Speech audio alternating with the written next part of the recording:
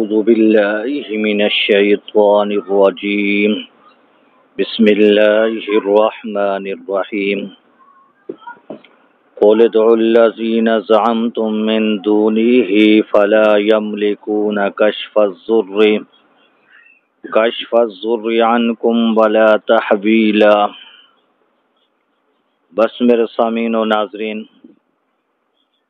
آج کا درس اللہ رب العزت ارشاد فرما رہے ہیں کہ قُلِ ادْعُوا الَّذِينَ زَعَمْتُم مِّن دُونِهِ، میرا پیغمبر کہہ دے ان لوگوں کو جو پکارتے ہیں اپنے خیال سے، اپنے گمان سے، من دونہ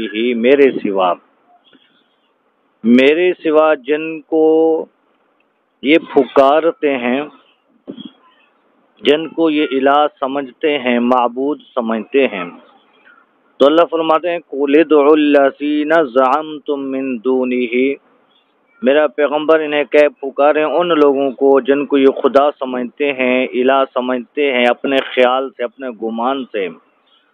اگر ان کو وہ پکاریں، ان کو وہ بلائیں، ان کو فریاد کریں، اللہ فرماتے ہیں فَلَا يَمْلِكُونَ كَشْفَ الضُّرِّ، کہ وہ نہیں مالک یہ کیسے تکلیف کو دور کر دیں، وہ تو تکلیف کو دور کرنے کا اختیار بھی نہیں رکھتے۔ اللہ فرماتے ہیں کشف الضر عنکم، کہ تم سے تکلیف کو بھی دور نہیں کر سکتے، ولا تحویلا، اور نہ وہ اس تکلیف کو بدل سکتے ہیں۔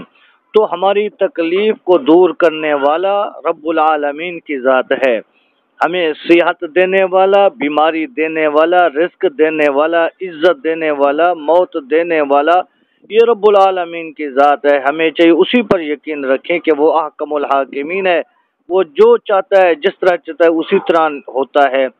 تو اللہ کے احکامات، نبی کی سنتوں پر زندگی گزاریں گے تو ہمیں کامیابی ملے گی۔ اگر اللہ کی نافرمانی، اپنے نبی کی سنتوں کی مخالفت کریں گے تو کبھی ہم کامیاب نہیں ہو سکتے۔ بس اسی پر اکتفا کرتے ہیں کہ رب العالمین ہمیں عمل اور سمجھ کی توفیق عطا فرمائے۔ وآخر دعوانا ان الحمد للہ رب العالمین۔